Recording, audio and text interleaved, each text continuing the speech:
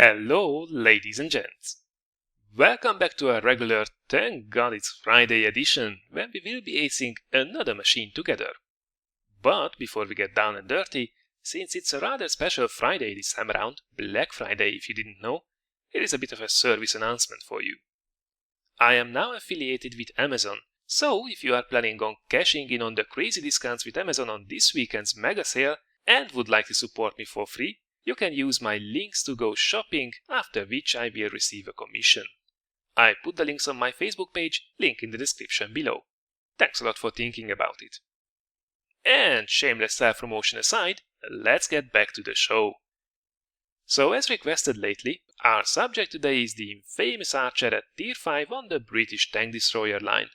And I don't think many of you have fond memories of this machine if you ever played it. Now that's of course because this thing drives backwards, or shoot backwards if you look at it from the other way around.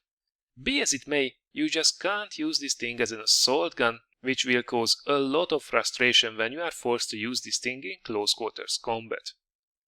But we are already getting ahead of ourselves. All will be revealed during the gameplay, to which I have put a shortcut in form of a timestamp in the description below as well. If you don't want to wait anymore, see you there. Now as for the rest of us, let's exceptionally have a very brief look at the history of this machine, because this thing actually did see quite a bit of service. I just didn't find enough material on it to justify a whole article over on the Wartime blog. Speaking of which, you might still want to check out the blog, because just today I published another article on one of the most famous post-war tank battles on the Golan Heights in the Valley of Tears. Link to it is in the description below. But back to the Archer. This thing was truly a self-propelled anti-tank gun by the book. Basically it's a very effective but very heavy 17-pounder anti-tank gun mounted on the chassis of the by then completely obsolete Valentine infantry tank.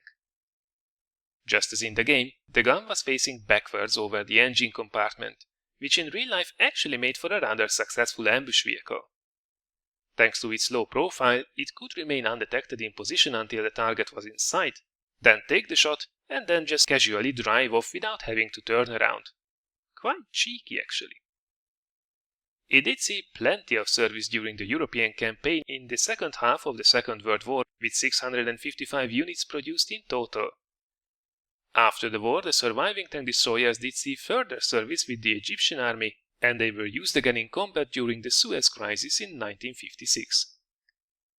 So, bit of a history to it actually, but what about the armor profile on it? Well, are you ready for the most pointless armor viewers section of a tank review ever? Ta-da! Yep, this thing has 20mm of armor at most, so let's just simply forget that you are driving in an armored vehicle. Alright, so this concludes the very quick intro for this machine. Let's finally jump into it and see how you can actually make it work. Alright, so here we are in our Archer, a hipster tank destroyer of World of Tanks, this time around in a standard battle on the Serene Coast map. Now, the most unique feature of this machine is that the gun is actually placed over the engine to the back of the machine, which really means that you have to drive this thing backwards. Going forward, you have a top speed of only 12 km per hour, which is absolutely horrible.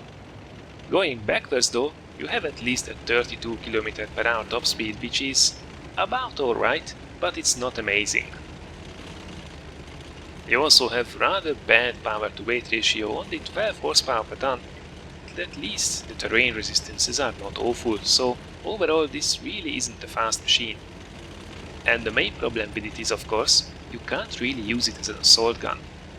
Just imagine trying to advance on somebody. Going forward at 12 km per hour really won't help you, they will outmaneuver you, you can't catch anyone. And if you are going backwards, well, as soon as you want to shoot somebody you actually have to stop and turn around, which is just weird and highly ineffective. So really this thing is a one-trick pony. What you have to realize is that the gun is actually pretty damn good at it. This is a 76mm that fires over 13 rounds a minute, with 171 base penetration and 150 average alpha damage, which is great news if you can shoot at the sides of OIs. Now this thing will see tier 7s as well, as unfortunately is the case in this match too, so there is actually a lot in this match which we will have trouble penetrating frontally, including some of those tier 6s. Now luckily this thing also has quite nice APCR shells which have, if I'm not mistaken, 236mm of pen, so it's highly suggested that you take a couple of rounds in case you will have to shoot at more heavily armored frontally, which is really what will happen in a lot of cases, because this thing is a true support tank destroyer that really excels at long range. As you are getting to mid-range where you are also detected and being shot at, it really starts to struggle. Considering that it doesn't have a turret, and how awkward getting around in this thing is, you can't really corner fight, and once you are revealed in the open, you can run, but you can't do it very fast either.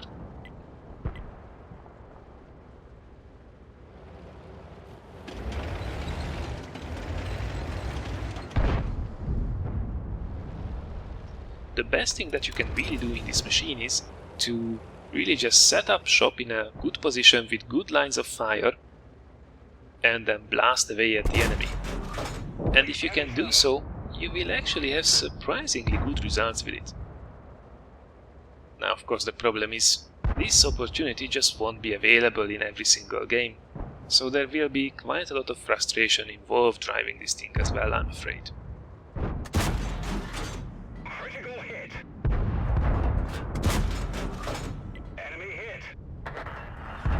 As far as the gun handling goes, the accuracy is not too bad, 0.35 meters. You will of course miss a couple of shells at long ranges, as we did see there as well. And the aim time is alrightish as well, 2.2 seconds.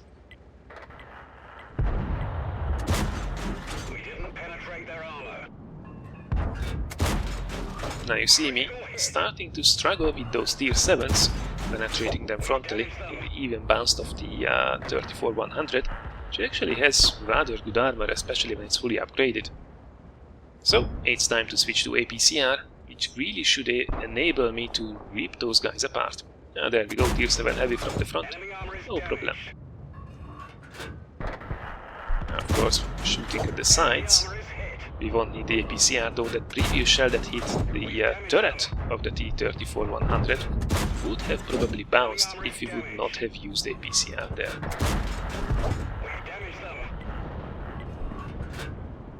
Now, in order to maximize the potential of the archer, I highly suggest using a gun rammer, binoculars and a camo net on it. The view range on the archer is actually pretty damn good for a tier 5. You have 360 meters view range, and that means that together with a binocular and a decent crew, you actually will be able to see quite far away, which will help you a lot in case your team sucks at spotting for you. Now I decided to go back and support the other side, but the threat has been neutralized, so unfortunately it's time to turn around and then drive all the way back where I came from. And of course in the meantime, as soon as I left my position, our team melted, and those guys can now advance on us. I mean, it's not really a dangerous situation. Both of them are on very low health, and that's an unfortunate bounce there from the front. So both of them are on very low health, and unfortunately in cover too, and you can't really go and assassinate these guys. I mean, you could try to do a drive-by, basically drive next to them and shoot them as you pass them, but it's a little bit tricky to do that. It's really easy to make a complete fool of yourself when you're trying to do that. Not to say that this thing has absolutely zero armor, so most probably would already die trying to advance on them. So, unfortunately, we have to do a little bit more camping and just look how unbelievably slow this thing is when it tries to drive forward.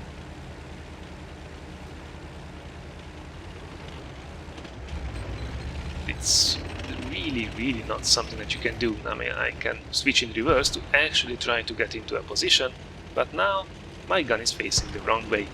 So yeah, there goes the frustration of this thing. A beautiful move by the OI experimental there in the meantime. Shooting one, ramming the other. Nice double kill, my friend. So, that actually only leaves the bishop. Now that thing only has a limited range, so I highly expect that guy not to be sitting in the back of the map, especially as he already has a kill. So as he was not spotted until now, it's actually very likely that we find him somewhere here around this little village. Question is, will we run headfirst into him? Because then we have to stop and turn around. This is actually quite good. We moved into cover, and now as he advances on us, we are already turned around. The traverse speed thankfully is 46 degrees per second, which is really good. And now we can just shred him up with our rate of fire. Crazy archer, but sometimes surprisingly effective. Right, this was then my ace in the archer under, I have to admit, pretty perfect conditions. With this machine you really don't have to worry about the matchmaking if you have a few APCR rounds packed as well. The position that you can use though will have a major effect on your success. This thing really starts to struggle at medium ranges and is absolutely hopeless in close quarters, so it's pretty much an all or nothing kind of machine. If you can do some long range supporting fire, however, it's actually pretty damn brutal. Now looking at the team results, we actually managed to come top by both damage and XP earned as well in a bottom tier machine, which is a lovely result, as is 2000 damage for most tier 5s. And last but not least, we fired 23 shots in total, scoring 19 hits and 14 penetrations, while avoiding taking a single point of damage. Tank Destroyer support play 101, ladies and gents. Highly effective, even if a little bit boring in places. So, this was then my ace tanker in the Archer, the British Tier 5 Tank Destroyer. I hope you found this little video useful or at least entertaining, and if you did, thanks a lot for considering giving this a like or sharing it. Now over the weekend we will once again have some really cool uncommentated gameplay featuring your replays, this time around showing off a really cool run in the LTTB and a rather juicy KV2 rampage. Something to look forward to. In the meantime, however, let me already wish you an excellent weekend. Thanks a lot for watching, and I look forward to seeing you again next week as well.